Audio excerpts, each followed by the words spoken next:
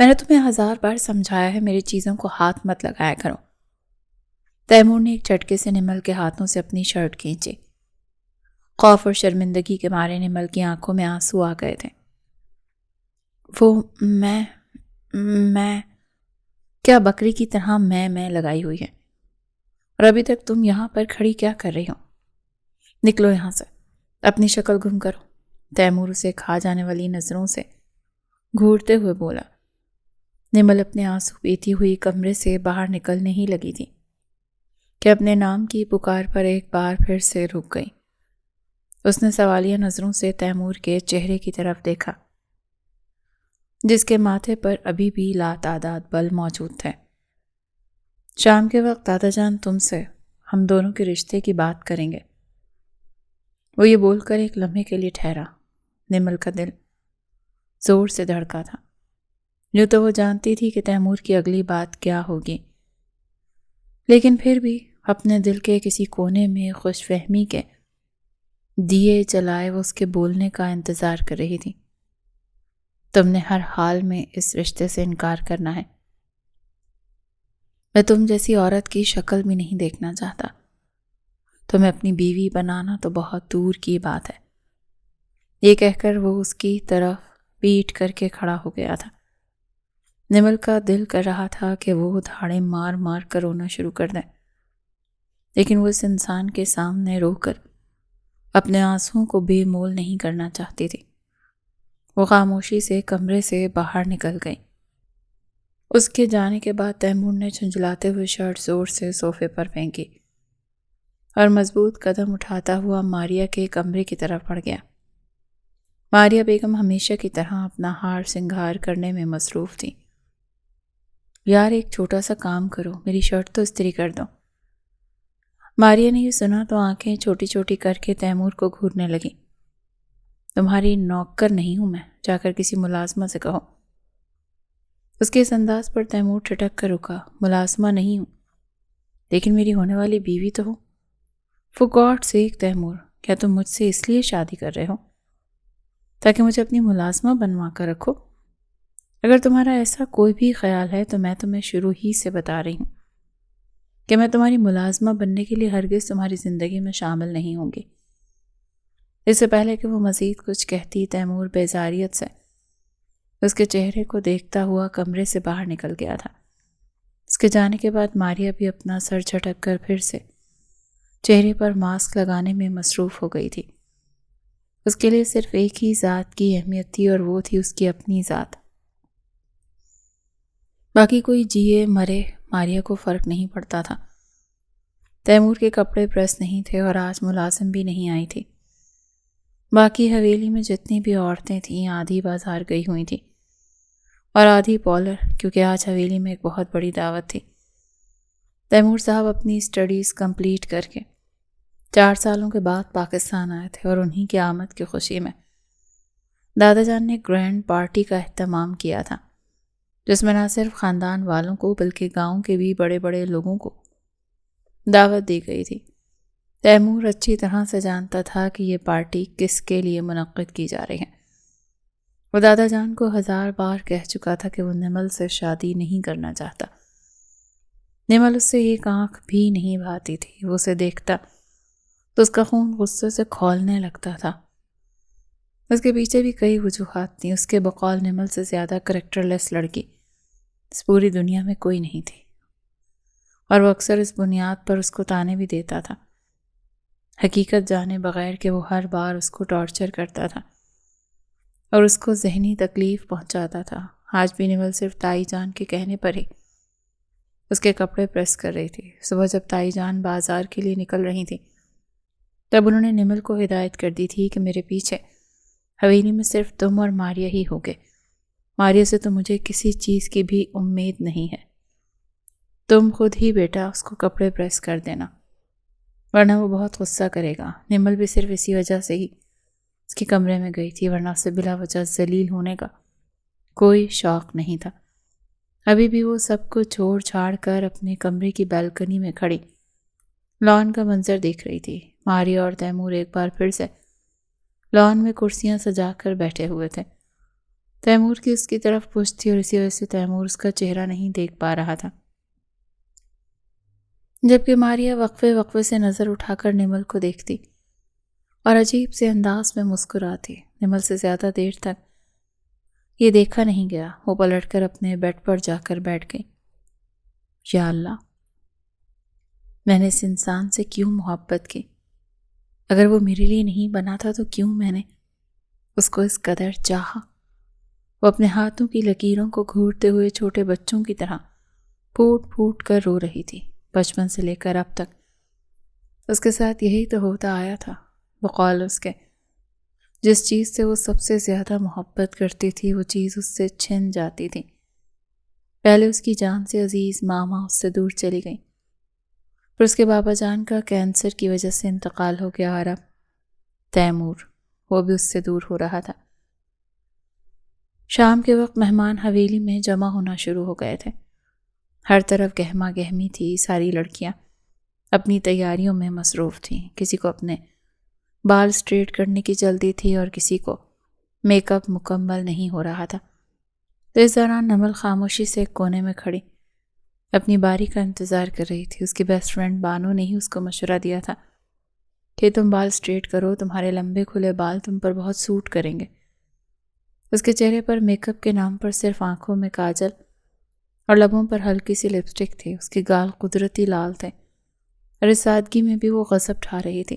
اس کے چہرے پر make up کے نام پر صرف آنکھوں میں کاجل اور لبوں پر ہلکی سی لپسٹک تھی۔ اس کے گال قدرتی لال تھے، جس کی نگاہ اس پر اٹھتی تھی وہ پل بھر کے لیے ٹھہر جاتی تھی۔ یہ بات تو سچ تھی کہ پورے خاندان میں کوئی اس جیسا حسین نہیں تھا۔ ماریا جو کہ فل میک اپ کر کے نمل کی تیاری دیکھنے کے لیے اس کے کمرے میں آئی تھی، اسے اس قدر سادگی میں بھی غضب ڈھاتا وہ دیکھ کر ماریا کے تو تن بدن میں آگ لگ گئی۔ نمل نے سفید رنگ کا ایک نفیس سا سوٹ پہنا تھا، جسے دیکھ کر ماریا کے لبوں پر شاطرانہ مسکراہٹ پھیل گئی تھی۔ اگلے ہی پل اس نے ہاتھوں میں پکڑی ہوئی چائے کی پیالی جان بوجھ کر نمل کے کپڑوں پر پھینک دی۔ ہلکی سی چائے نمل کے وجود سے بھی جا کر ٹکرائی تھی۔ ایک درد بھری سسکی اس کے لبوں سے نکلی تو وہ بے ساختہ 2 قدم پیچھے کی طرف ہٹی۔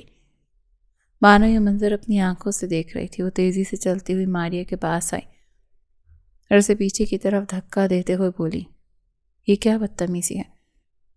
تم نے اس پر چائے کیوں پھینکی؟ ماریا کے تو تن بدن میں آگ لگ گئی۔ تم ہوتی کون ہو مجھ سے سوال کرنے والی؟ اور تمہاری ہمت بھی کیسے ہوئی مجھے ہاتھ لگانے کی؟ اپنی اوقات میں رہو۔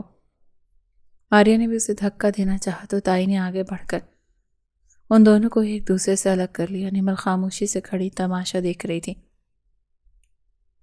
اور وہاں پر جتنے بھی لوگ کھڑے تھے سبھی یہ بات اچھی طرح سے جانتے تھے کہ ماریا کی نمل سے بالکل بھی نہیں بنتی اور اس کی وجہ ماریا کی اپنی جیلسی ہے۔ اس طرح کے واقعات بھی روز کا ہی معمول بن گئے تھے۔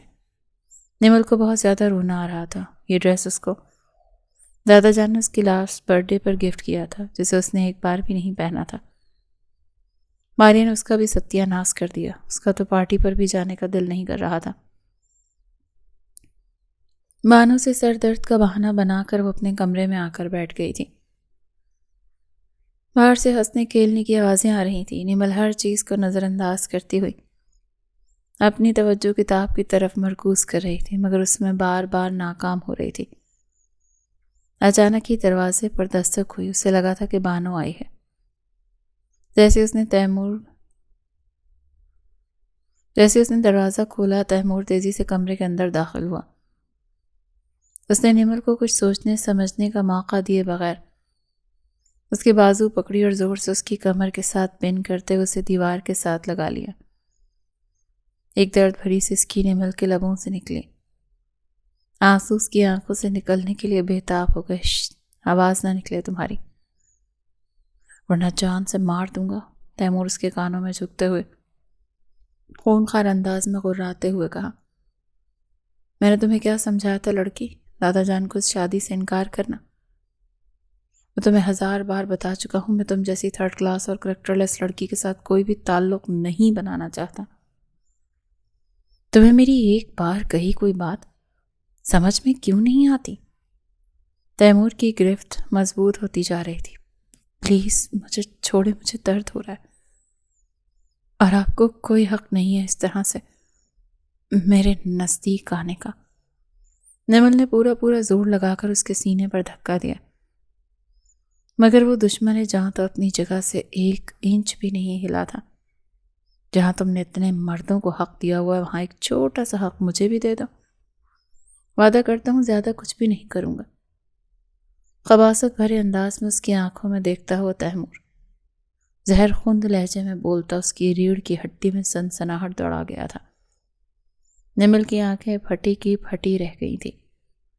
اس نے کچھ بولنے کی کوشش کی، لیکن الفاظ نے اس کا ساتھ نہیں دیا۔ اس نے کبھی وہم و گمان میں بھی نہیں سوچا تھا کہ وہ شخص اس طرح سے بے باک ہوگا، اس کی کردار کشی کرے گا۔ اس کو حیرت کے سمندر میں غوطہ زن دیکھ کر تیمور کے لبوں پر شاطرانہ مسکراہٹ پھیل گئی۔ اس نے نمل کے بالوں کی لٹ کو اپنی انگلی کے گرد گھمایا اور اسے ہلکا سا کھینچا۔ تمہیں کیا لگا تھا چھوٹی لڑکی کہ تمہاری حقیقت کے بارے میں مجھے پتا نہیں چلے گا؟ تم جو مرضی کرتی رہو اور میں تمہاری طرف سے آنکھیں بند کر کے بیٹھا رہوں گا، اور آخر میں تمہیں معصوم اور پاکیزہ جان کر تم سے شادی کر لوں گا۔ تو میری جان، اگر تم نے ایسا کچھ بھی سوچا تھا تو یہ تمہاری سب سے بڑی غلط فہمی تھی۔ تم سے شادی کرنا تو دور کی بات، میں تو تم پر تھوکنا بھی پسند نہیں کرتا ہوں۔ تم جیسی عورتیں کچرے کے ڈھیر پر اچھی لگتی ہیں۔ تم جیسی عورتوں کو گھروں کی زینت بنانا مردوں کے لیے ذلت سے زیادہ اور کچھ بھی نہیں ہے۔ آخری وارننگ دے رہا ہوں تمہیں، دادا جان کو اگر تم نے نہیں روکا تو میں تمہاری زندگی تم پر ہی تنگ کر دوں گا۔ اگر میں ایک گھٹیا عورت ہوں تو آپ کیا ہیں؟ تیمور کے آگے بڑھتے ہوئے قدم ایک لمحے کے لیے رک گئے تھے۔ واہ میری بلی، مجھے ہی میاؤں۔ زیادہ زبان درازی کرنے کی کوشش مت کرنا، ورنہ وہ سارے ثبوت دادا جان کو دکھا دوں گا۔ کسی سے بھی نظریں ملانے کے قابل نہیں رہو گی۔ اگر آپ کے پاس ایسے ثبوت ہیں، اور اگر آپ کو لگتا ہے کہ آپ سچے ہیں، تو میں کہتی ہوں کہ آپ مجھے بھی وہ ثبوت دکھائیں۔ میں بھی دیکھنا چاہتی ہوں نا کہ میں آخر کس حد تک گری ہوئی ہوں۔ کیا آپ جیسا شریف زادہ جو 1000 لڑکیوں کی باہوں میں سو کر آ چکا ہے، وہ میرے کردار پر وار کر رہا ہے؟ نمل نے بھی اس کا کوئی لحاظ نہیں کیا تھا۔ اگر وہ اس پر جھوٹے الزامات لگا سکتا تھا تو نمل اس کے بارے میں سچ کیوں نہیں بول سکتی تھی؟ تیمور کا چہرہ غصے کی وجہ سے لال انگارا ہو گیا تھا۔ اس سے پہلے کہ اسے مزید کچھ کہتا، کمرے کے دروازے پر دستک ہوئی۔ تیمور تیزی سے ڈریسنگ روم میں جا کر چھپ گیا۔ اس نے نمل کے ہونٹوں پر انگلی رکھ کر اسے خاموش ہونے کا اشارہ کیا تھا۔ نمل نے جا کر دروازہ کھولا تو سامنے بانو کھڑی تھی۔ یار میں وہاں پر بور ہو رہی ہوں، پلیز تھوڑی دیر کے لیے ہی آ جاؤ نمل۔ نمل کی آنکھوں میں ٹھہرے ہوئے آنسوں کو دیکھ بانو کا دل زور سے دھڑکا۔ ارے کیا ہوا، تم رو کیوں رہی ہو؟ کیا کوئی بات ہوئی ہے؟ نمل نے تیزی سے گردن ہلا دی اور ہاتھوں کی پشت سے اپنے آنسو بے دردی سے صاف کرنے لگی۔ میرا یہاں پر دم گھٹ رہا ہے، کیا ہم تھوڑی دیر کے لیے کھلی ہوا میں جا سکتے ہیں؟ اس حویلی سے باہر؟ ہاں تم ٹینشن نہ لو، چلو میرے ساتھ۔ اس کا ہاتھ پکڑ کر حویلی کے پچھلے حصے سے باہر نکل گئی تھی۔ وہ لوگ اس وقت حویلی سے تھوڑے ہی فاصلے پر موجود باغ میں موجود تھے۔ وہ باغ بھی خانوں کا ہی تھا۔ نمل اپنے گھٹنوں پر سر رکھ کر خاموشی سے بیٹھی ہوئی تھی۔ قریب ہی بانو کھڑی تھی۔ اگر تم میرا مشورہ مانو نمل تو تم اس شخص کو چھوڑ دو۔ میں اس شخص کو چھوڑنا چاہتی ہوں مگر میں نہیں چھوڑ سکتی۔ جب سے میں نے ہوش سنبھالا ہے تب سے میرے دماغ میں ایک ہی بات ڈالی گئی ہے کہ وہ میرے سر کا سائیں ہے۔ میں نے اس سے محبت کی، تم نے اس سے محبت نہیں کی۔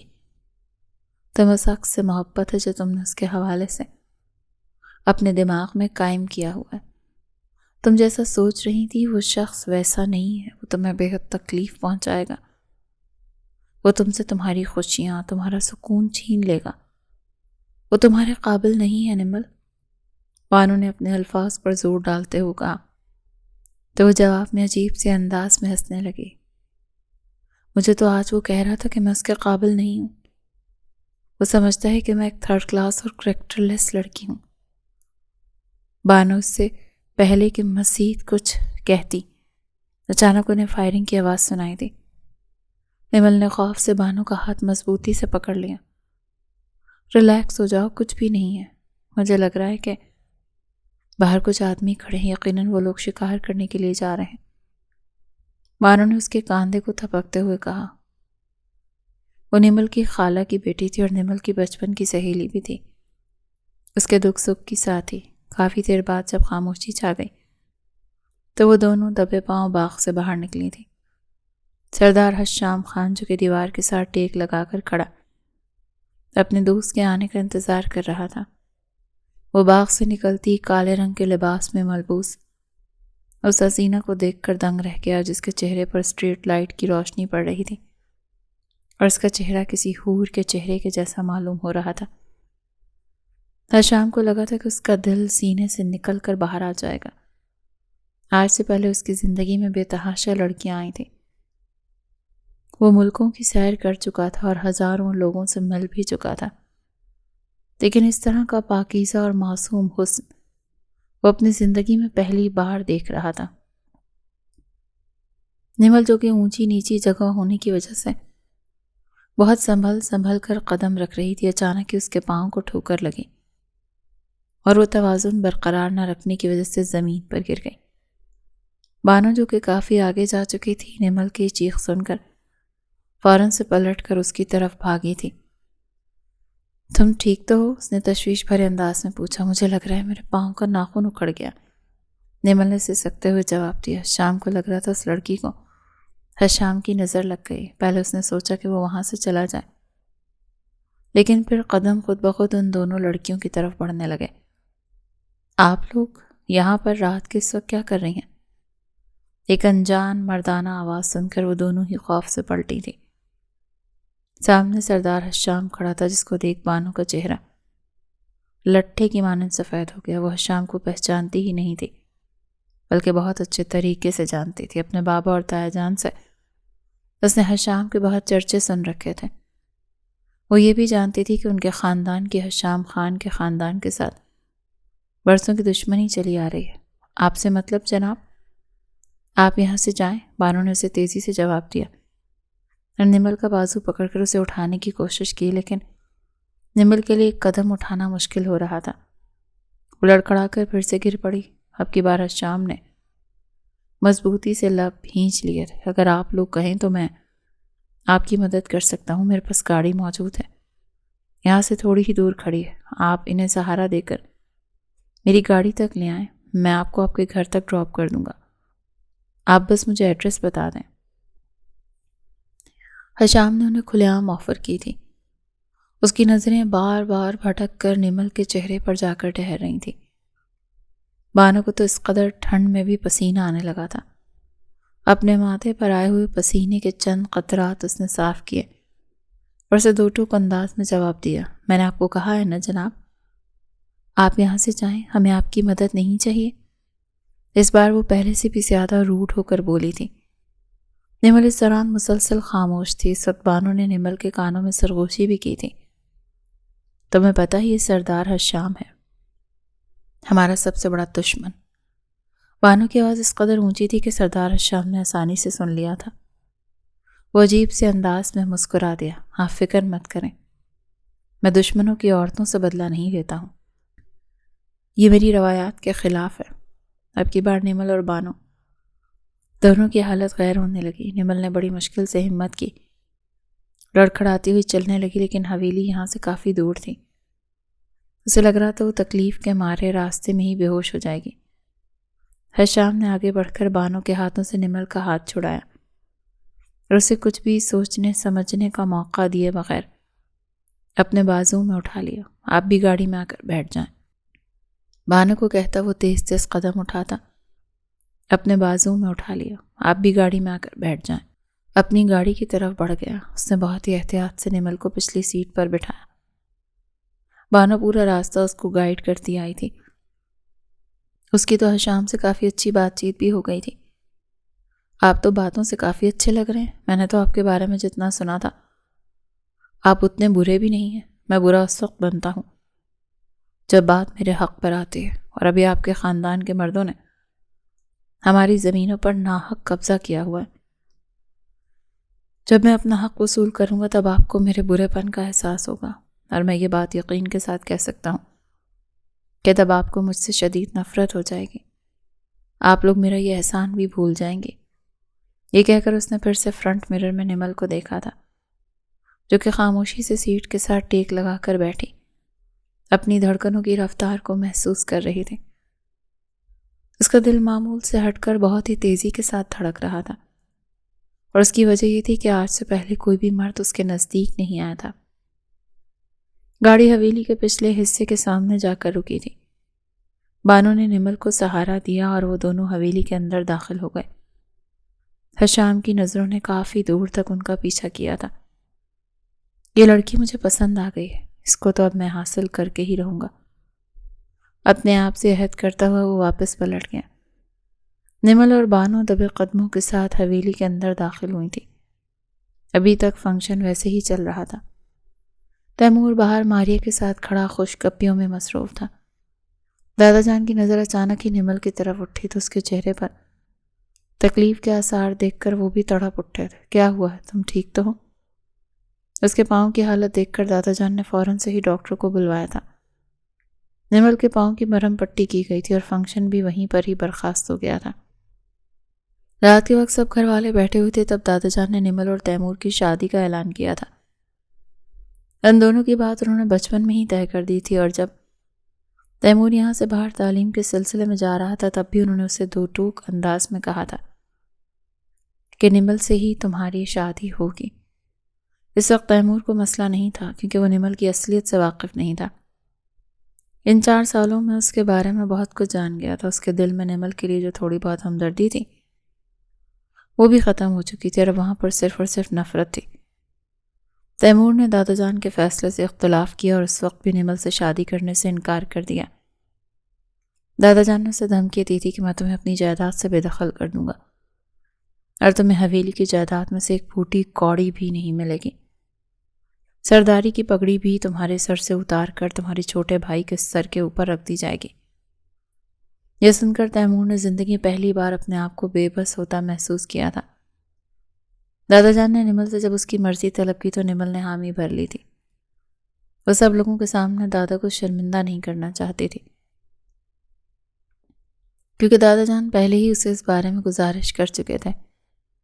انہیں یقین تھا کہ نمل اپنی معصومیت اور وفاداری سے بہت جلد تیمور کو خود سے محبت کرنے پر مجبور کر دے گی. وہ نہیں جانتے تھے کہ قسمت تو کچھ اور ہی سوچ کر بیٹھی ہے. دوسری طرف سردار حشام نے نمل کے بارے میں سب کچھ معلوم کروا لیا تھا. یہ سوچ کر اسے بہت افسوس ہوا تھا کہ نمل کی منگنی تیمور خان سے ہو چکی تھی اور اب بہت جلد اس کا نکاح ہونے والا تھا. سردار حشام کا دل بری طرح سے ٹوٹ گیا. حالانکہ وہ صرف چند گھڑیوں کی ملاقات تھی جس میں اس عورت کو اپنا دل دے بیٹھا تھا. اسے لگا تھا کہ وقت گزرنے کے ساتھ ساتھ وہ اسے بھول جائے گا اور یہ صرف چند دنوں کا ہی غم ہے. لیکن 2 ہفتے گزر گئے تھے. ابھی تک وہ حشام کے سر پر پہلے کی طرح ہی سوار تھی. دوسری طرف حویلی میں تیمور اور نمل کی شادی کی تیاریاں ہو رہی تھیں. اس دوران تیمور کی پوری کوشش تھی کہ وہ کسی بھی طرح سے نمل کا راستہ روک کر اسے خوف زدہ کر سکے تاکہ وہ اس رشتے کو توڑ دے اور اس سے نکاح کرنے سے انکار کر دیں، کیونکہ تیمور اپنی جائیداد سے دستبردار نہیں ہونا چاہتا تھا. نمل بہت ہی کم اس کے سامنے جاتی تھی اور اگر کبھی وہ سامنے آ جاتا تو نمل کترا کر سائٹ پر ہو جاتی تھی. ان دونوں کے نکاح کا دن آ گیا. اس دن دادا جان نے بھی فیصلہ سنایا تھا کہ دونوں کی رخصتی بھی آج ہی ہوگی. ماریہ نے تو رو رو کر اپنی حالت بگاڑی ہوئی تھی. چچی جان نے دادا سے اپنی بیٹی کے حوالے سے بات کی تھی. تائی نے بھی دادا کو سمجھایا تھا کہ ماریہ اور تیمور ایک دوسرے سے محبت کرتے ہیں، وہ ایک دوسرے کو پسند کرتے ہیں. آپ ان دونوں کا نکاح کیوں نہیں کروا رہے ہیں؟ بعد میں اگر نمل اور تیمور کی شادی نہ چل سکی تو اس سے 3 زندگیاں برباد ہوں گی. دادا جان نے کسی کی بات کو خاطر میں نہ لایا، بغیر اپنے ہی من مانی کی تھی وہ اپنے اصولوں کے پابند تھے اور اپنے فیصلے کے پکے تھے. جب ان کے لبوں سے کوئی بات نکل جاتی تھی تو اس کو پائے تک میل تک پہنچا کر ہی دم لیتے تھے. ماریہ نے تیمور کی شادی اٹینڈ کرنے سے انکار کر دیا تھا. وہ اپنے ننیحال چلی گئی تھی. تیمور نے بھی اسے روکنے کی کوشش نہیں کی تھی کیونکہ وہ اس کی تکلیف کو سمجھتا تھا. اس سے تو اس وقت صرف ایک عورت سے نفرت محسوس ہو رہی تھی اور وہ تھی اس کی ہونے والی بیوی یعنی کہ نمل صاحبہ.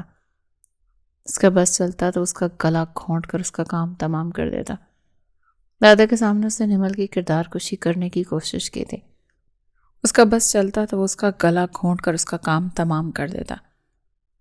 دادا کے سامنے اس نے نمل کی کردار کشی کرنے کی کوشش کی تھی. بدلے میں دادا جان نے اسے اچھا خاصا ذلیل کیا تھا. بعد میں جب تیمور نے ماریہ سے ثبوتوں کا مطالبہ کیا تو ماریہ نے بھی بات آئیں بائیں کر دی تھی کیونکہ اس کے پاس بھی ثبوت نہیں تھے. آخر میں تیمور کے پاس ایک ہی راستہ بچتا تھا کہ وہ نمل سے شادی کر لیں, ساری جائیداد اپنے نام کروانے کے بعد اس کو طلاق دے دیں. لیکن اس سے پہلے وہ نمل کی زندگی کو جہنم بنانا چاہتا تھا. اس کی سانسیں اس پر تنگ کرنا چاہتا تھا. دونوں کا نکاح ہو چکا تھا. نمل خاموشی سے اسٹیج پر بیٹھی اپنے ہاتھوں کی لکیروں کو گھور رہی تھی. تیمور اس کے برابر میں بیٹھا بظاہر تو مسکرا رہا تھا لیکن اس کی آنکھوں میں عجیب سی توڑ پھوڑ چل رہی تھی. تیمور نے آگے بڑھ کر اس کا ہاتھ اپنے ہاتھوں میں لیا اور اتنی زور سے دبائے کہ نمل کے لبوں سے درد بھری سسکیاں نکلنے لگیں اور اس کی آنکھیں آنسوں سے بھیگنے لگیں. اس نے فوراً سے ہی اپنی گردن جھکا لی. وہ اپنا ہاتھ تیمور کے ہاتھ سے چھڑانے کی کوششوں میں ہلکان ہو رہی تھی. اگر میں نے تمہیں مرنے کی دعا مانگنے پر مجبور نہیں کیا تو میرا نام بھی تیمور خان نہیں.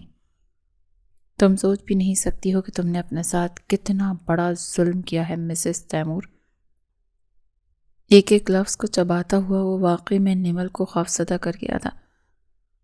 میں نے کچھ بھی نہیں کیا, وہ درد سے تڑپتے ہوئے لہجے میں بولی تھی. میں نے بس وہی کیا ہے جس کا مجھے دادا نے حکم دیا تھا.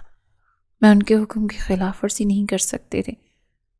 اس کے علاوہ بھی دادا جان نے تمہیں یہ بات سمجھائی تھی کہ اپنی عزت کو بچا کر رکھنا. کیا تم نے ان کا یہ حکم مانا؟ اس کی آنکھوں میں آنکھیں گاڑ کر چلاتے ہوئے بولا. تو نمل نے اس بات کا کوئی بھی جواب نہیں دیا. تیمور نے اگلے ہی پل اس کے ہاتھ بھی چھوڑ دیا. کیا چل رہا ہے تم دونوں کے درمیان؟ سب مہمانوں کی نظریں تم لوگوں پر ہیں. یہاں پر کسی بھی قسم کا تماشا مت لگانا ورنہ خاندان کو منہ دکھانے کے قابل نہیں رہیں گے ہم. ندا بیگم نے اپنے بیٹے کو سمجھایا تو وہ غصے سے وہاں سے اٹھ کر چلا گیا. اور اس کے بعد نمل اکیلی رہ گئی تھی. فوٹو شوٹ کی باری آئی تب بھی تیمور وہاں موجود نہیں تھا. نمل کو ویسے بھی ان چیزوں میں کوئی خاص انٹرسٹ نہیں تھا. اسے اس کمرے میں لے جا کر بٹھایا گیا جہاں نمل کا دل کر رہا تھا کہ یہ رات جلدی جلدی گزر جائے.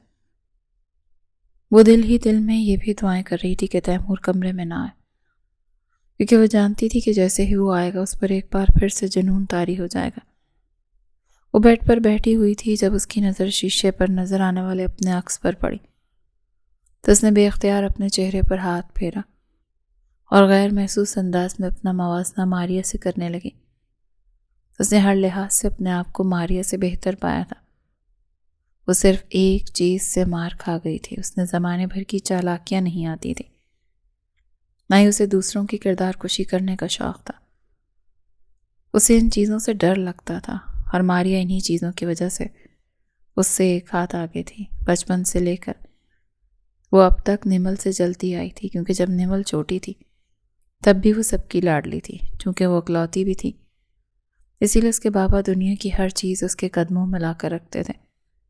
نمل کے مقابلے میں ماریہ کے بابا کا بزنس تھوڑا سا چھوٹا تھا اور ماریہ 5 بہن بھائی تھے, اسی لیے اس کی ماں باپ کی محبت بڑھ جاتی تھی.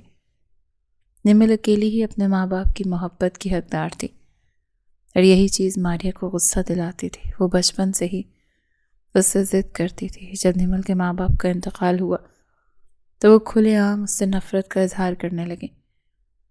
نمل جو بھی چیز لیتی تھی, پھر جب دادا جان نے نمل اور تیمور کی منگنی کا اعلان کیا تو ماریہ کے تن بدن میں آگ لگ گئی. وہ گاؤں کا سردار اور خاندان کا سب سے خوبصورت لڑکا تھا. جیسے ماریہ کسی بھی طور پر نمل کے حوالے نہیں کر سکتی تھی۔ جب تیمور یہاں سے گیا تب ماریہ اس سے رابطے میں تھی۔ وقت گزرنے کے ساتھ ساتھ ان دونوں کی آپس میں اچھی بات چیت ہونے لگی اور ماریہ اسے نمل کے حوالے سے غلط باتیں بتانے لگی۔ اس نے تیمور کے ذہن میں یہ باتیں ڈالی تھی کہ نمل ایک کریکٹر لیس لڑکی ہے، وہ لڑکوں کو اپنے جال میں پھنساتی ہے، ان کے ساتھ گھومنے کے لیے جاتی ہے اور ان کے ساتھ ٹائم بھی اسپینڈ کرتی ہے۔ ایک بار نمل لان میں بیٹھی ہوئی تھی جب اس کی خالہ کا بیٹا اس سے ملنے کے لیے آیا۔ وہ سرمد بھائی تھے۔ نمل ان کی بات عزت کرتی تھی اور انہیں اپنا بھائی ہی سمجھتی تھی۔ وہ ہنس کر ان سے باتیں کر رہی تھی۔ ماریہ نے ان دونوں کی تصویریں بنا کر انہیں ایڈٹ کر کے صرف 1 کلک پر تیمور کو بھیجا تھا۔ تو کیا دادا جان نے ایک ایسی عورت سے اس کی منگنی کی تھی؟ تیمور کی تو تن بدن میں آگ لگ گئی۔ تو کیا دادا جان نے ایک ایسی عورت سے اس کی منگنی کی تھی جو ہر مرد کو اپنی طرف متوجہ کر کے سکون محسوس کرتی تھی؟ وہ آہستہ آہستہ نمل سے دور ہونے لگا۔ بات چیت تو اس کی پہلے بھی نہیں ہوتی تھی اور اب تو ماریہ بھی اس کے کان بھرنے کے لیے اس کی زندگی میں شامل ہو چکی تھی۔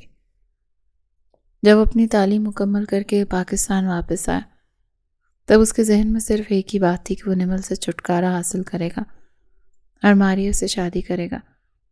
دادا جان نے اس کے اس پلان کو بھی فلاپ کر دیا اور اب نمل پورے حقوق لیے اس کے بیڈ پر اس کا انتظار کر رہی تھی۔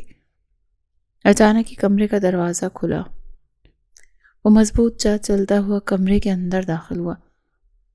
یہ ڈرامہ کرنے کی ضرورت نہیں ہے، یہ شرم کا پردہ سائڈ پر کرو۔ نہ جانے اس سے پہلے بھی کتنے مردوں کے بستروں کی زینت بن چکی ہوگی تم۔ نمل کی آنکھوں سے سیلاب جاری ہو گیا اور اس کا خون بھی غصہ سے کھولنے لگا۔ پچھلے 3 مہینوں سے وہ یہی سب سنتی آ رہی تھی۔ اب تو اس کے صبر کا پیمانہ ہی لبریز ہو چکا تھا۔ مسٹر تیمور، آپ اپنی زبان سنبھال کر بات کریں۔ میں نے آپ کو پہلے بھی سمجھایا تھا کہ آپ کو میری کردار کشی کرنے کا کوئی حق نہیں ہے۔ مس نمل، یہ بات آپ کو اس وقت کرنی چاہیے تھی جب آپ کا کوئی کردار ہو۔ تیمور اس کا بازو پکڑ کر اسے ایک جھٹکے سے اپنے نزدیک کر چکا تھا۔ نمل کا پورا وجود غصے اور شرم کے مارے کانپنے لگا تھا۔ ارے واہ، تمہیں تو ہر طرح کی ایکٹنگ آتی ہے، تیمور نے یہ کہہ کر بے باک انداز میں اس کے ہونٹوں پر اپنا انگوٹھا پھیرا تو وہ تڑپتی ہوئی پیچھے کی طرف ہٹی۔ بس زیادہ ڈھونگ رچانے کی کوئی ضرورت نہیں ہے۔ جو کچھ تم باقی مردوں کے سامنے کرتی تھی وہ سب کچھ تم یہاں پر بھی بے جھجک کر سکتی ہو۔ اچھا، مجھے یہ بتاؤ کہ تم لوگ شروعات کہاں سے کرتے تھے؟ اس سے پہلے کہ تیمور مزید کچھ بولتا نمل کا ہاتھ اٹھا اور اس کے چہرے پر نشان چھوڑ گیا۔ آپ ایک انتہائی گھٹیا انسان ہیں۔ اس نے ٹوٹے پھوٹے الفاظ میں یہ بات کہی۔ میں اس وقت کو پچھتا رہی ہوں جب میں نے آپ سے محبت کی تھی۔ آپ محبت تو کیا میری نفرت کے بھی قابل نہیں۔ تیمور کا تو پٹھان لہو غصے سے جوش مارنے لگا۔ تو اس لڑکی کی ہمت پر دنگ رہ گیا جس نے سردار تیمور پر ہاتھ اٹھایا تھا۔ اگلے ہی پل وہ اسے اپنے ہاتھوں میں دبوچتا ہوا اسے زور سے بیڈ پر دھکا دے گیا تھا۔ اب تو تم دیکھو تمہارے ساتھ کرتا کیا ہوں۔ پہلے میرا ارادہ تمہارے ساتھ نرمی برتنے کا تھا، لیکن اب تمہاری چیخیں سن کر اپنی روح کو تسکین پہنچاؤں گا میں۔ پوری رات اس کو رونتا رہا۔ نمل چیختی چلاتی سسکتی رہی، لیکن اس کی منتوں کا تیمور پر تو کوئی اثر نہیں ہو رہا تھا۔ صبح ہونے سے پہلے وہ کمرے سے نکل چکا تھا کیونکہ وہ اپنے مقصد میں کامیاب ہو گیا تھا، لیکن اس کا دل خوش ہونے کے بجائے ایک عجیب سی بے چینی سے بھر گیا تھا۔ ماریہ نے اسے نمل کے بارے میں جو کچھ بھی بتایا تھا ویسا کچھ بھی نہیں تھا۔ وہ لڑکی تو پاک دامن تھی اور اب یہی سوچ سوچ کر اس کا دماغ درد سے پھٹا جا رہا تھا۔ اس کے لیے تو سانس لینا مشکل ہو رہا تھا۔ کھلی فضا میں جانے کے بعد وہ زور زور سے چلانے لگا، لیکن اس کے باوجود بھی اس کے اندر کی آگ کم نہیں ہوئی۔ نمل کی چیخیں، اس کی سسکیاں، منتیں تیمور کے دماغ میں گونج رہی تھیں، جس نے اسے چیخ چیخ کر یہ بات بتائی تھی کہ میں پاک دامن ہوں، میرے ساتھ یہ رویہ مت کریں، میں ٹوٹ جاؤں گی۔ لیکن تیمور نے کچھ بھی نہیں سنا۔ صبح جب وہ گھر گیا تو خالی کمرے نے اس کا منہ چڑھایا۔ وہ کمرے میں کہیں بھی موجود نہیں تھی۔ اس نے دادا کے طرف سوالیہ نظروں سے دیکھا تو دادا اس کو خونخوار انداز میں دیکھنے لگے۔ کہاں پر ہے میری پوتی؟ انہوں نے بے لچک لہجے میں سوال کیا۔ کمرے میں ہوگی، اور کہاں پر جا سکتے ہیں؟ اس نے بھی ٹھنڈے لہجے میں جواب دیا، وہ حویلی میں کہیں بھی نہیں تھی۔ یہ سن کر تیمور کا دل تیزی سے دھڑکا تھا۔ اسے شدت سے کچھ غلط ہونے کا احساس ہوا، اور اگلے ہی لمحے وہ لمبے لمبے ڈگ بھرتا ہوا حویلی سے باہر نکل گیا۔ اس نے اپنے گارڈ کو حکم دیا کہ وہ اس لڑکی کو ہر جگہ تلاش کرنے، لیکن اسے کہیں بھی نہیں ملی۔ نہ جانے نمل کو زمین کھا گئی تھی یا آسمان نکل گیا۔ نمل کی حویلی چھوڑنے کے 2 دن بعد ہی دادا جان کا انتقال ہو گیا تھا۔ تیمور اس سب کا ذمہ دار اپنے آپ کو سمجھ رہا تھا۔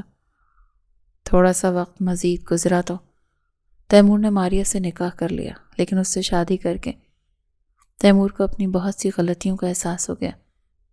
جو الزامات ماریہ نمل پر لگاتی تھی، حقیقت میں وہ خود ویسی ہی تھی۔ اسے نہ صرف لڑکوں کے ساتھ دوستیاں تھیں، بلکہ اس کے علاوہ بہت سے مردوں کے ساتھ تعلقات بھی تھے۔ تیمور کو اس بارے میں سب کچھ پتہ چل گیا تھا۔ اس نے ماریہ کو 3 بار رنگے ہاتھوں پکڑنے کی کوشش کی، لیکن ماریہ بہت چالاک تھی۔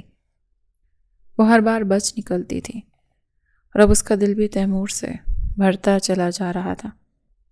دوسری طرف شادی کی رات جب تیمور نمل کو چھوڑ کر کمرے سے باہر نکلا تو اسی وقت ہی اپنے ٹوٹے ہوئے دل کو لے کر اٹھی۔ وہ جانتی تھی وہ کبھی بھی تیمور کے ساتھ خوش نہیں رہ پائے گی، اور وہ یہ بھی جانتی تھی کہ تیمور اب کبھی بھی اس کی عزت نہیں کرے گا۔ وہ اسی طرح سے ہی روز گھٹ گھٹ کر نہیں مرنا چاہتی تھی۔ اسی وجہ سے اس نے وہاں سے نکلنے کا فیصلہ کر لیا۔ یہ فیصلہ اس نے بہت سوچ سمجھ کر کیا تھا۔ اس نے اس سلسلے میں بانو سے مدد طلب کی، لیکن بانو نے منع کر دیا۔ وہ جانتی تھی کہ یہ کام غلط ہے، اور اگر وہ دونوں پکڑے گئے تو بہت بڑا مسئلہ کھڑا ہو جائے گا۔ ان دنوں بانو کی بھی رشتہ ہو گیا تھا، اور اس کی بہت جلدی شادی ہونے والی تھی۔ اس طرح اس کے آگے آنے والی زندگی پر اثر پڑ سکتا تھا۔ نمل نے اس کے انکار کا برا مانے بغیر ہی اپنی مدد آپ کرنے کا فیصلہ کیا تھا۔ وہ صبح کی ہلکی ہلکی روشنی میں حویلی سے باہر نکلی تھی۔ اس نے کچھ زیورات اٹھا لیے تھے، اس کے علاوہ سلامی کے جتنے پیسے ملے تھے وہ بھی اس نے اپنے بیگ میں ڈال دیے تھے۔ وہ نہیں جانتی تھی کہ وہ کہاں جا رہی ہے۔ اس نے سب کچھ اللہ پر چھوڑ دیا۔ ابھی وہ گاؤں کی حدود سے باہر نکل ہی رہی تھی کہ سامنے سے آنے والی گاڑی سے ٹکراتے ٹکراتے بچی۔ خوف کے مارے اس نے اپنے چہرے پر ہاتھ رکھ دیے تھے۔ سردار حشام جو کہ گاؤں واپس آ رہا تھا، سامنے کھڑی اس حسینہ کو دیکھ کر حیران رہ گیا، جس کی کل ہی شادی ہوئی تھی اور ابھی وہ صبح سویرے یہاں پر موجود تھی۔ اس نے اپنے ہاتھوں میں چھوٹا سا بیگ بھی اٹھا رکھا تھا۔ ساری کہانی سمجھ گیا تھا، لیکن وہ اس کی وجہ نہیں جانتا تھا۔ تم ٹھیک تو ہو؟ اس کے قریب جاتے ہوئے فکر مندی سے بولا۔ ہاں میں ٹھیک ہوں، سرسری سی لہجے میں جواب دیتے ہوئے۔ وہ سائڈ سے ہو کر نکلنے ہی لگی تھی کہ سردار حشام نے اس کا بازو پکڑ لیا تو نمل نے ایک جھٹکے سے اس سے اپنے ہاتھوں سے بازو آزاد کروائی۔ دوبارہ مجھے ہاتھ لگانے کی کوشش مت کرنا، ورنہ مجھ سے برا کوئی بھی نہیں ہوگا۔ اس کی آنکھیں غصے کے مارے لال انگارہ ہو گئی تھی۔ حشام نے مضبوطی سے اپنے لب بھینچ لیے تھے۔ تم اتنی صبح کہاں پر جا رہے ہو؟ وہ بھی اپنی شادی کی اگلی ہی صبح؟ کیا تمہارا حویلی سے بھاگنے کا ارادہ ہے؟ یہ سن کر اس کے چہرے پر خوف کے سائے پھیل گئے تھے۔ تم اس بارے میں گاؤں میں کسی کو بھی نہ بتانا، فکر مت کرو۔ مجھے دوسروں کی عزتیں اچھالنے کا کوئی شوق نہیں ہے، اور ویسے بھی یہ سب کچھ بتانے سے مجھے کچھ بھی نہیں ملے گا۔ نمل نے اس پل بہت غور سے حشام کو دیکھا تھا، جس کی آنکھوں میں واقعی سچائی چمک رہی تھی۔ نمل بچپن سے ہی بہت معصوم تھی۔ وہ ہر کسی کی بات پر یقین کر لیتی تھی۔ اب اس نے حشام کی بات پر بھی یقین کر لیا تھا۔ ویسے تمہارا کہاں پر جانے کا ارادہ ہے؟ میں نہیں جانتی۔ جہاں پر قسمت لے جائے وہاں پر چلی جاؤں گی۔ کیا تمہاری اپنے شوہر کے ساتھ لڑائی ہو گئی ہے؟ اگر تم میری بات مانو تو مل بیٹھ کر مسٹر حشام، تم کچھ بھی نہیں جانتے ہو، بہتر یہی ہوگا کہ چپ رہو۔ ٹھیک ہے، میں کچھ بھی نہیں کہہ رہا، میں تمہیں شہر۔ حشام نے اس کی مدد کرنے کے لیے بھی آفر کی تھی، لیکن وہ نظر انداز کرتی ہوئی تیز تیز قدم اٹھاتی چلنے لگی۔ تھوڑے ہی فاصلے پر ریلوے اسٹیشن تھا۔ وہ لاہور کا ٹکٹ لے کر ریل گاڑی میں بیٹھ گئی تھی۔ اس نے اپنے چہرے کو چادر کی مدد سے چھپایا ہوا تھا۔ سب لوگ اسے بہت عجیب و غریب نظروں سے دیکھ رہے تھے۔ اچانک ایک آدمی اس کے پہلو میں آ کر بیٹھنے لگا۔ یہ نمل کے ساتھ ہی ٹرین پر سوار ہوا تھا اور کافی دیر سے اسے عجیب و غریب نظروں سے دیکھ رہا تھا۔ نمل نے پیچھے کی طرف کھسکنے کی کوشش کی۔ اسی وقت ہی اس کے کانوں میں سردار حشام کی آواز گونجی، کیا ہو گیا ہے چچا؟ لگتا ہے تمہاری نظر کمزور ہو گئی ہے، اس وجہ سے پہچان نہیں پا رہے ہو۔ یہ تمہاری بیٹی نہیں ہے بلکہ میری بیوی ہے، سائٹ پر ہو کر بیٹھ جاؤ۔ حشام کے ٹھنڈے لہجے میں بات کرنے پر وہ آدمی جلدی سے سائٹ پر ہو گیا تھا، جبکہ نمل حیرت سے حشام کو دیکھنے لگی۔ آپ یہاں پر؟ ہاں، مجھے بھی لاہور جانا تھا تو سوچا تمہارے ساتھ ہی سفر کر لیتا ہوں۔ تمہیں میرا یہاں پر بیٹھنا برا تو نہیں لگ رہا؟ حشام نے اپنے اور اس کے درمیان ایک بیگ رکھا ہوا تھا جو کہ محترمہ کی ہی سیکیورٹی کے لیے تھا۔ نمل نے معصومیت سے نفی میں گردن ہلا دی تھی۔ حشام پورا راستہ اسے اپنے بچپن کی کہانیاں سناتا آیا تھا۔ نمل بہت ہی دلچسپی سے سن رہی تھی، اور ایک چیز جو اس نے شدت سے نوٹ کی تھی وہ یہ تھی کہ حشام کی کمپنی میں وہ اپنے ساتھ ہونے والے واقعے کو ایک لمحے کے لیے مکمل طور پر بھول گئی تھی۔ حشام اسے اپنا فارم ہاؤس میں لے کر جانا چاہتا تھا۔ اس نے نمل کو پوری تسلی دی تھی کہ تم فکر مت کرو، وہاں پر میں خود بھی تمہاری اجازت کے بغیر نہیں آؤں گا۔ تم جتنا عرصہ چاہو آرام سے وہاں پر رہ سکتی ہو، پھر جب تمہارے مسئلے ختم ہو جائیں گے اور جب بھی تمہارا واپس جانے کا دل کرے گا تو میں تمہیں چھوڑ آؤں گا۔ نمل نے انکار کر دیا تھا۔ اس نے ہاسٹل میں پناہ لے لی تھی۔ حشام کا پہلے اس پر بہت بڑا احسان تھا۔ اس دوران حشام اس کا بہت خیال رکھتا تھا۔ وہ وقفے سے اس سے ملنے کے لیے آتا تھا۔ حشام کو اس کے دادا جان کی موت کی خبر ملی۔ وہ حویلی میں دادا جان کا چہرہ دیکھنے کے لیے آئے تھے، لیکن اس کی چچی نے اسے دھکے دے کر حویلی سے باہر نکال دیا تھا اور اس بارے میں کسی کو بھی نہیں بتایا تھا۔ جب مزید 1 مہینہ گزرا تو نمل امید سے ہو گئی۔ اسے یہ وقت بہت ہی مشکل لگ رہا تھا۔ اسے ہر چیز پر غصہ آ رہا تھا۔ اسے اپنا آپ بھی زہر لگ رہا تھا۔ اس دوران ایک ایسا واقعہ پیش آ گیا جس کے بارے میں اس نے کبھی اپنے وہم و گمان میں بھی نہیں سوچا تھا۔ حشام کو گولی لگی تھی جس کی وجہ سے اس کی موت ہو گئی تھی۔ دراصل ایک رات جب اس سے ملنے کے لیے جا رہا تھا تب راستے میں اس پر کچھ لوگوں نے حملہ کر دیا۔ وہ اس کے دشمن تھے، چونکہ حشام سیاست کی دنیا میں ایک چمکتا ہوا ستارہ بھی تھا اور اپنے کام کو لے کر ایماندار بھی۔ اسی وجہ سے چھوٹی سی عمر میں ہی اس نے بہت سی دشمنیاں بنا لی تھی۔ نمل کے لیے اس کی موت کا صدمہ بہت برا تھا۔ اس کے لیے اپنے آپ کو سنبھالنا مشکل ہو گیا تھا۔ اس کی روم میٹ اس کا ساتھ نہ دیتی تو وہ شاید بری طرح ٹوٹ جاتی۔ پھر اس نے اپنے آپ کو ایک نئی ہمت دی۔ اس نے اپنے بچوں کے لیے اپنے آپ کو سنبھالا تاکہ اب چونکہ حشام کا ہاتھ بھی اس کے سر کے اوپر سے اٹھ چکا تھا اور زیورات کو وہ بیچنا نہیں چاہتی تھی، اس نے مشکل وقت کے لیے سنبھال کر رکھا ہوا تھا، کیونکہ آگے اس کی ڈیلیوری اور باقی دوسری چیزوں کے اخراجات بھی تھے۔ وہاں پر بھی پیسوں کی ضرورت پڑ سکتی تھی، اس لیے اس نے آن لائن بچوں کو ٹیوشن پڑھانا شروع کر دیا، جس سے اس کے اخراجات پورے ہو رہے تھے۔ ایک دن وہ مارکیٹ سے واپس آ رہی تھی جب راستے میں اچانک اس کی طبیعت خراب ہو گئی۔ وہ روڈ کے قریب ہی بیٹھ گئی۔ وہ درد سے کرا رہی تھی کہ کالے رنگ کی گاڑی اس کے بالکل قریب آ کر رک گئی تھی۔ اس کے بعد اس سے کچھ ہوش نہیں تھا۔ کسی نے اس کو سہارا دے کر گاڑی میں بٹھایا تھا۔ وہ ہوش و حواس سے بیگانی ہو رہی تھی اور پھر شدید تکلیف کاٹنے کے بعد اس نے خوبصورت 2 جڑواں بچوں کو جنم دیا تھا۔ سردار تیمور، جس نے اپنے ڈرائیور کو گاڑی روکنے کے لیے کہا تھا، وہی اس کو لے کر ہاسپٹل آیا تھا۔ ڈاکٹر کو لگا کہ تیمور اس کا شوہر ہے۔ ڈاکٹر نے تیمور کو جڑواں بچوں کی خوشخبری دی تو وہ مسکرا دیا۔ اس کے دل میں شدت سے خیال ہے کہ کاش اس کے بھی بچے ہوتے۔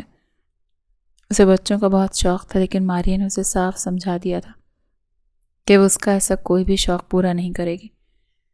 وہ ان بچوں کے ساتھ کھیل رہا تھا کہ اس کا ملازم اندر داخل ہوا۔ صاحب جی، وہ بی بی صاحبہ کو ہوش آ گیا ہے۔ ملازم کے چہرے کی ہوائیاں اڑی ہوئی تھیں۔ تو ٹھیک ہے، یہ بچے ان کے حوالے کر دو صاحب جی، وہ آپ خود ہی آ کر دیکھ لیں۔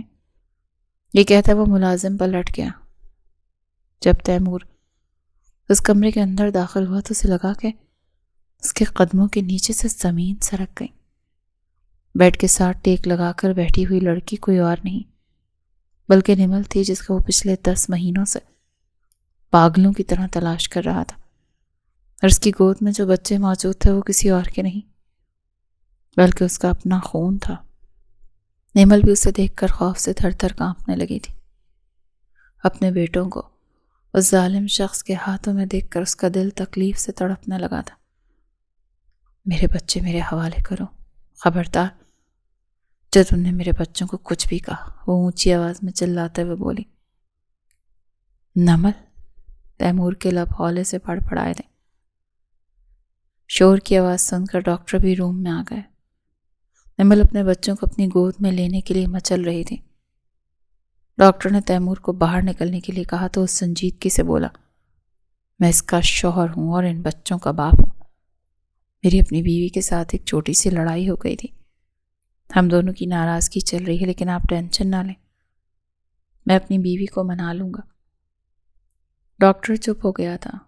تیمور نے بعد میں نمل سے بات کرنے کی کوشش کی لیکن نمل نے اس کی کوئی بات نہیں سنی تھی۔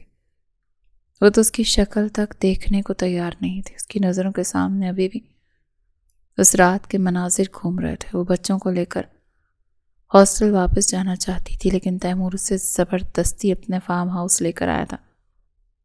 وہاں پر جا کر بھی نمل بار بار غصے سے بے قابو ہو رہی تھی۔ وہ تیمور کو اپنے بچوں کو ہاتھ لگانے کی بھی اجازت نہیں دیتی تھی۔ وہ خود بھی سارا دن کمرے میں بند رہتی تھی اور اپنے بچوں کو بھی اپنے پاس رکھتی تھی۔ تیمور کو ان کی شکل دیکھنے کا بھی حق نہیں تھا،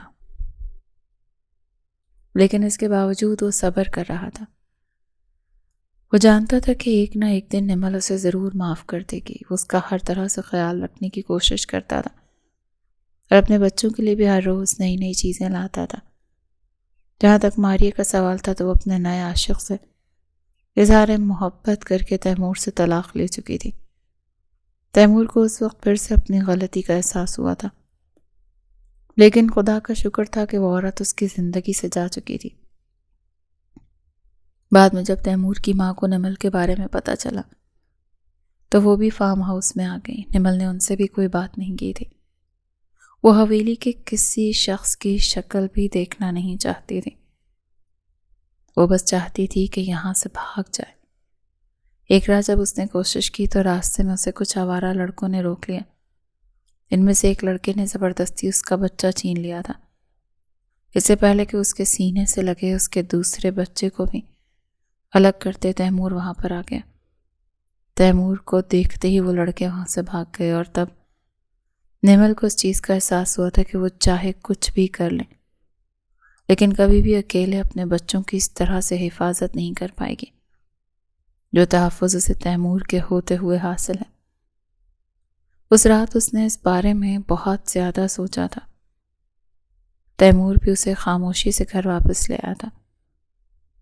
تیمور نے اسے نہ تو ڈانٹا تھا اور نہ ہی کوئی فضول بات کی تھی بلکہ معمول کی طرح اسے صرف معافی مانگی تھی۔ وہ تو اس کے قدموں میں بھی گرنے کے لیے تیار تھا۔ بالآخر نمل نے اس کو معاف کر دیا تھا اور یہی فیصلہ کر لیا تھا، لیکن ابھی اس کے ساتھ کوئی تعلق قائم کرنا نہیں چاہتی تھی۔ تیمور بھی اس کو وقت دے رہا تھا۔ وہ اس کے ہر فیصلے کا احترام کرتا تھا اور پھر وقت گزرنے کے ساتھ ساتھ بالآخر نمل بھی اس پر اعتبار کرنے لگی تھی۔ اس میں زیادہ ہاتھ تیمور کی ماں کا تھا۔ وہ ہر وقت ہی نمل کو سمجھاتی رہتی تھی اور اسے اس بات کا احساس دلاتی تھی کہ یہ تمہارا گھر ہے۔ تیمور آخرکار نمل کے دل میں جگہ بنانے میں کامیاب ہو گیا تھا۔ اس نے خود سے یہ وعدہ کیا تھا کہ اب چاہے کچھ بھی ہو جائے وہ کبھی بھی اس لڑکی کی آنکھ میں آنسو نہیں آنے دے گا۔